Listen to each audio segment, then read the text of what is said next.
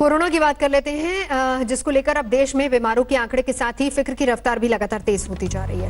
फिलहाल जो ताजा आंकड़ा है वो ये बता रहा है कि कुल मामले अब 8 लाख के खतरनाक आंकड़े को भी पार कर चुके हैं। 24 घंटे में 27,000 नए मामले सामने आए हैं। आंकड़ों की बात करें तो 7 लाख से 8 लाख की हद छूने में सिर्फ 4 दिन का वक्त लगा है। महाराष्ट्र में कुल केस 2,38,000 तक पहुंच चुके हैं। महाराष्ट्र में 7,000 नए केस सामने आए हैं। दिल्ली की बात करें तो यहां पर भी 2,000 बीमार हैं नए। 24 घंटे में 500 से ज्यादा लोगों की मौत भी हुई है। तो ये ग्राफ है, देखकर अंदाजा लगाइए 7 जुलाई से 11 जुलाई तक। 7 जुलाई जहां पर 71,000 के करीब आंकड़ा था और 11 जुलाई यानी आज की तारीख जहां पर 7 लाख के करीब आंकड़ा था 7 जुलाई, और आज की तारीख जब 8 लाख के करीब पहुंच चुका है ये आंकड़ा, यानी कि 4 ही दिन लगे हैं। महाराष्ट्र हो या फिर दिल्ली हो, मामले लगातार बढ़ते जा रहे हैं। 8 जुलाई को 22,752 नए मामले सामने आए थे और 11 जुलाई की बात करें तो 27,114 नए मामले।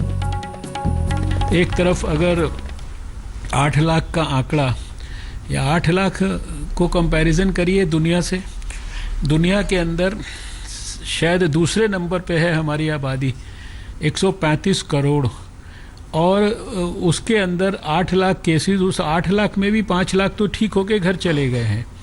हमारा 63% के आसपास रिकवरी रेट अब पहुंच रहा है। हमारा जो मोर्टालिटी रेट है वो 2.72% आज है।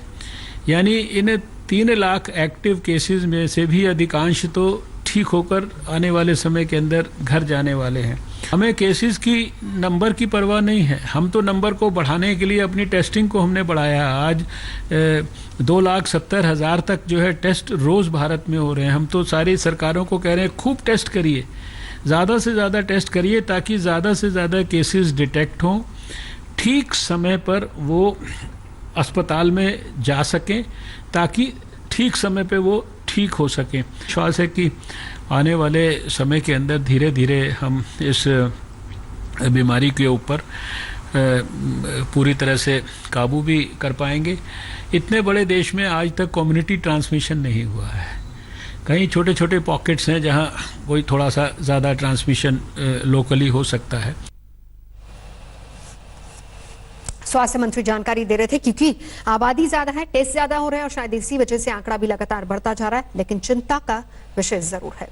उत्तर प्रदेश में एक बार फिर शुक्रवार रात से ही लॉकडाउन लागू कर दिया गया है। कल रात 10 बजे से 13 जुलाई सुबह 5 बजे तक उत्तर प्रदेश पूरी तरह से बंद रहेगा, लॉकडाउन रहेगा। कोरोना की रोकथाम की कोशिश के तहत मुख्य सचिव राजेंद्र तिवारी ने यही आदेश जारी किया है और इस दौरान शहरी और ग्रामीण इलाकों में बाजार, हाट, गल्ला मंडी और कार्यालय सब कुछ बंद रहेंगे। हालांकि जरूरी सुविधाओं पर किसी तरह की रोक नहीं है। अस्पताल और जरूरी सामान की दुकानें खुली रहेंगी।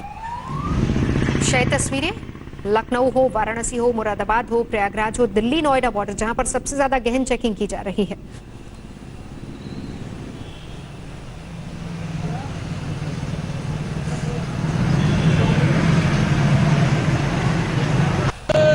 उत्तर प्रदेश में अनलॉक के बीच एक बार फिर लॉकडाउन जो है वो इम्पोज कर दिया गया है। इस वक्त हम मौजूद हैं दिल्ली और नोएडा के बॉर्डर पर। आपको तस्वीरें दिखाना चाहेंगे सुबह के वक्त की लंबी लंबी कतारें जो हैं वो यहाँ पर लगनी शुरू हो गई हैं।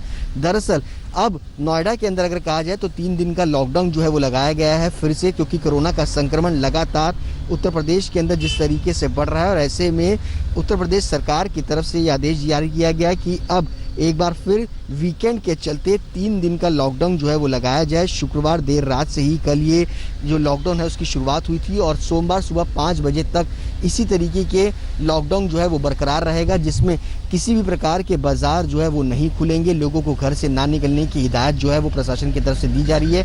इसके अलावा एसेंशियल सर्विस से जुड़े हुए लोगों को अंदर जाने की इजाज़त जो है वो दी जा रही है। अगर कोई व्यक्ति एसेंशियल सर्विस से जुड़ा हुआ नहीं है तो उसको बाकायदा वापस भेजा जा रहा है। उत्तर प्रदेश में कोरोना का संक्रमण लगातार बढ़ता जा रहा है और इसके चलते योगी आदित्यनाथ सरकार ने शुक्रवार रात 10 बजे से सोमवार सुबह 5 बजे तक पूरे प्रदेश में लॉकडाउन लगाया है। आप देख सकते हैं कि हजरतगंज चौराहे में किस तरह से भारी संख्या में पुलिस बल तैनात है और पुलिस लोगों को रोक रही है। जो लोग घरों से बाहर निकल रहे हैं, आईडी कार्ड्स लोगों के चेक किए जा रहे हैं और जो लोग एसेंशियल सर्विस में इंगेज हैं उन्हीं को आगे जाने दिया जा रहा है। बाकी लोगों को वापस किया जा रहा है।